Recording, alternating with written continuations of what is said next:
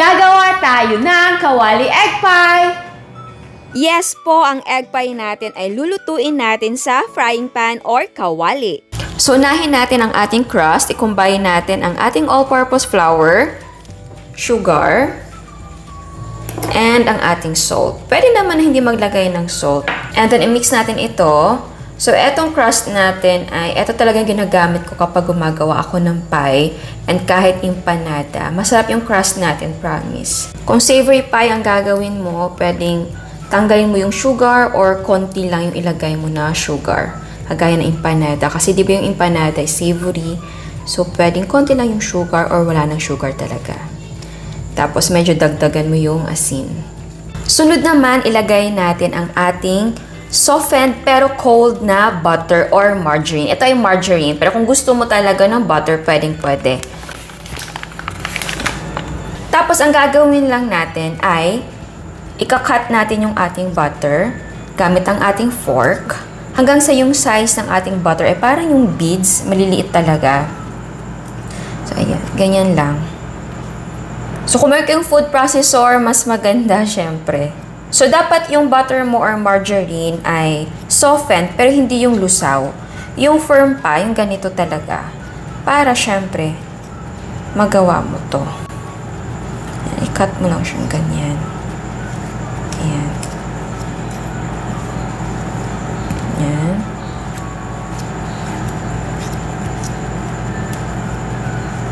So, ayan. Natapos na natin siyang i-cut. So, ganito yung magiging itsura niya. So, ayan. Nanyo. Ayan. Ngayon naman, lagyan natin ito ng malamig na gatas. Ito ay evaporated milk lang.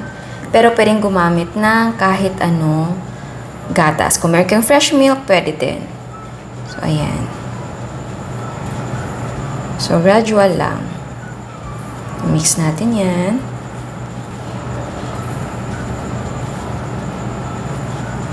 So, dapat talaga malamig ha. Kung pwede nga, pati yung harina ninyo malamig.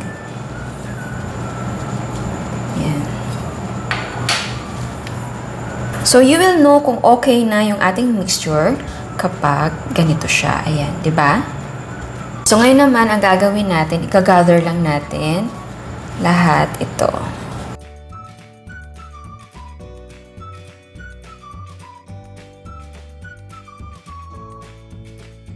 At ayan, eto na siya.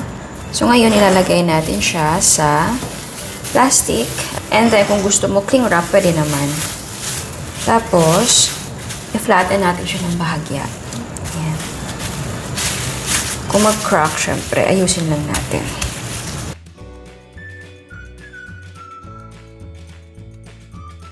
Tapos, ilagay natin sa chiller for 1 hour para ito ay mag-firm. Ngayon naman, gawin natin ang ating palaman. So, i-combine natin ang ating eggs. Ito ay large. 3 large na eggs. And then, ang ating evaporated milk. Kung wala kayong evaporated dyan sa place nyo, pwedeng fresh milk, of course. Meron tayong condensed milk. 1 can. Malaking can. Ayan. At maglagay tayo ng vanilla essence. Kung gusto nyo na lemon yung essence na ilagay, okay lang din. And then, i-mix natin ito ng mabuti. So, i-break natin yung egg yolks. And, i-mix natin ito. So, wag mong i-beat ha. Mix lang. Ganyan.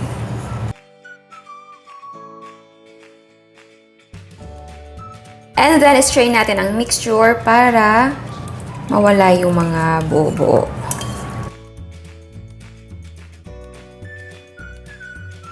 At ayan, eto ng ating dough. At eto na din ang ating kawali or frying pan.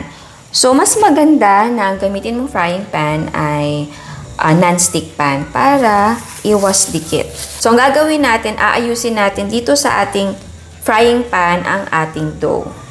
So, ayan. So, i-press natin yan para ma-spread natin ito. Tapos, ayusin na natin yung gilid para maganda tignan. And then, i-prick natin siya.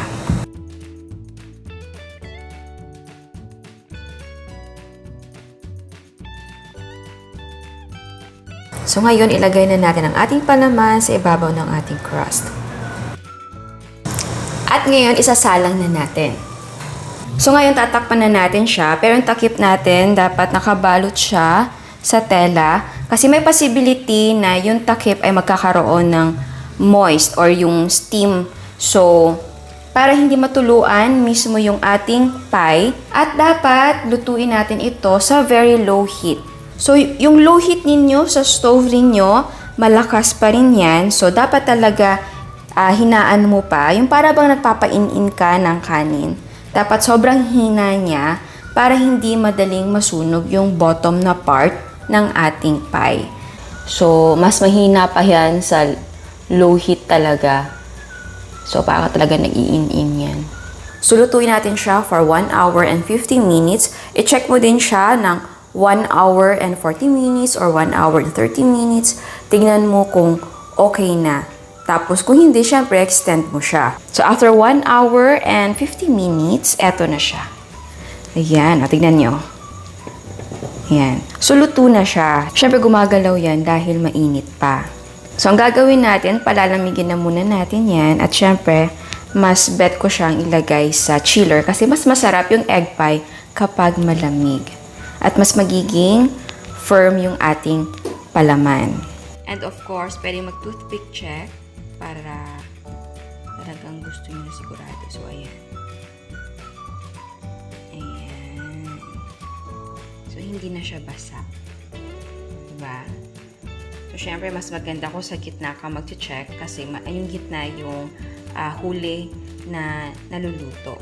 At ayan, eto na ang ating egg pie na iniluto sa kawali. And yes po, ang recipe na ito ay pwedeng lutuin sa oven talaga. At bago tayo mag-taste test, sa hindi pa nakasubscribe, please subscribe sa ating YouTube channel and please click the notification bell and please click all para ma-notify kayo sa lahat ng uploads. So ngayon, tikman na natin ang ating egg pie na iniluto sa ating kawali. Ayan, eto siya. Eto yung ating slice. Ayan. Tikman na natin. Egg pie talaga siya. Oh. Ang ganda. At ang amoy, ang bango, lalo na yung ating crust.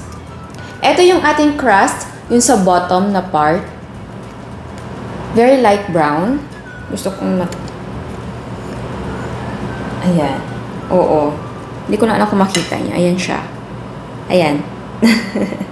Tikman na natin.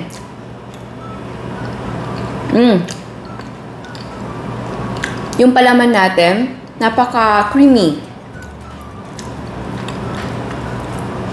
Egg pie na egg pie talaga.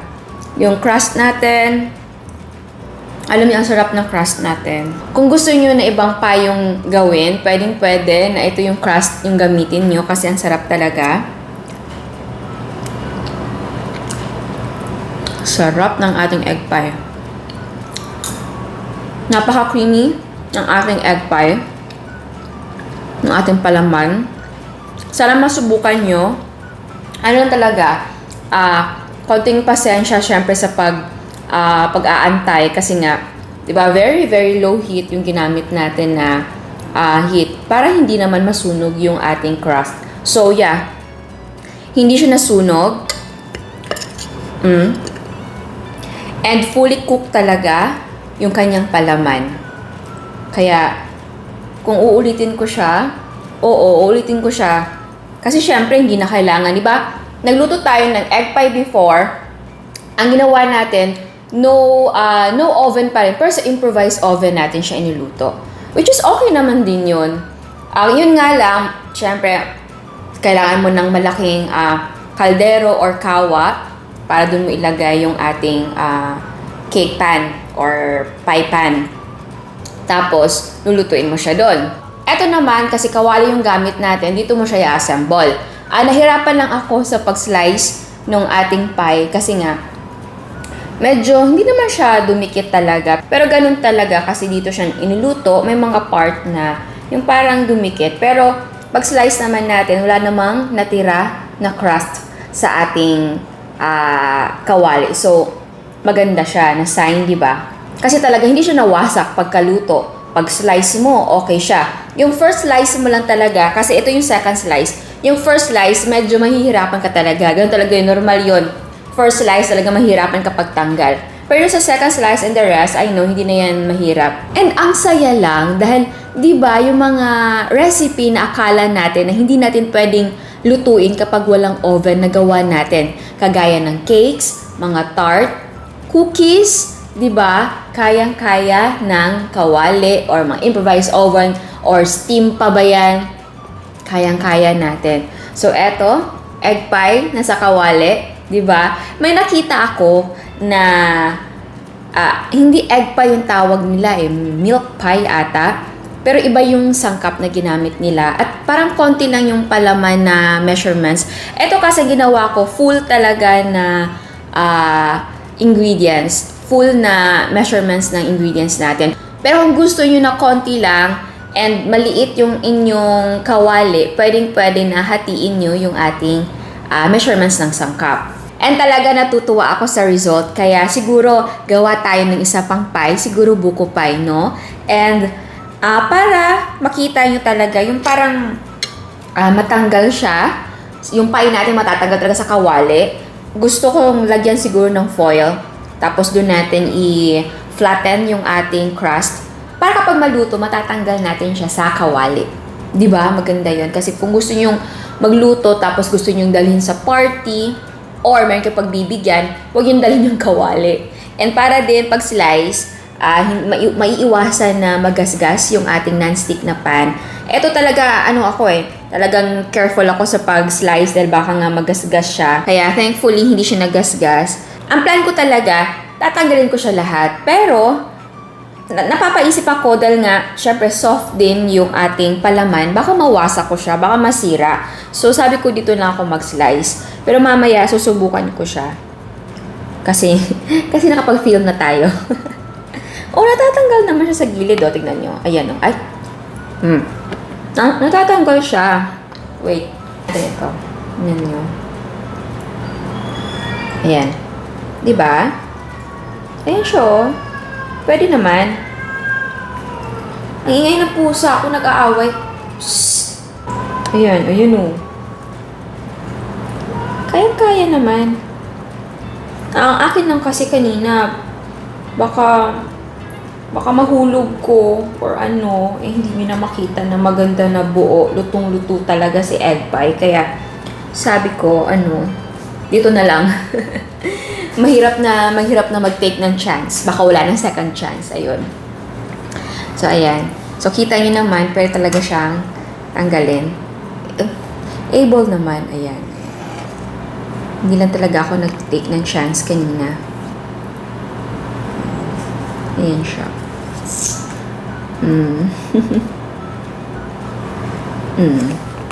Di pa. Hindi lang ako natutuwa na naluto natin siya sa kawali. Natutuwa din ako dahil ang sarap ng egg pie natin.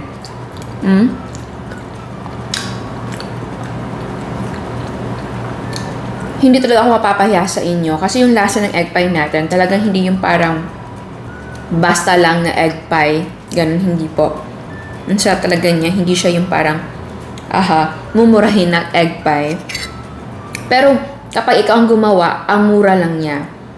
Pero eto, kapag binili mo sa iba, medyo pricey siya. Ang sarap niya. Kahit yung crust natin, masarap. Kaya yung crust natin, pwede yung gamitin sa ibang pie na gusto nyong gawin. Again, kahit sa empanada, pwede. Ang sarap talaga niya. So, ayan, sana nagustuhan nyo ang recipe natin ngayon. At sana, magawa nyo siya. Dahil, hindi na kailangan ng oven, kawali lang. And remember, yung ating heat, dapat very low heat lang para hindi masunog yung ating bottom. So, ayan, sana nagustuhan nyo ang recipe natin ngayon. Ciao! At eto ang mga prices ng ating mga sangkap. Ang total cost ay 127 pesos. Again, ang total cost ay magdidepende kung magkano ang mga presyo ng sangkap sa inyo. Again, salamat sa suporta at sa mga hindi pa nakasubscribe, please subscribe sa ating YouTube channel and please click the notification bell and please click all para ma-notify kayo sa lahat ng uploads. And please don't forget to like our Facebook page and follow us on Instagram. Thank you!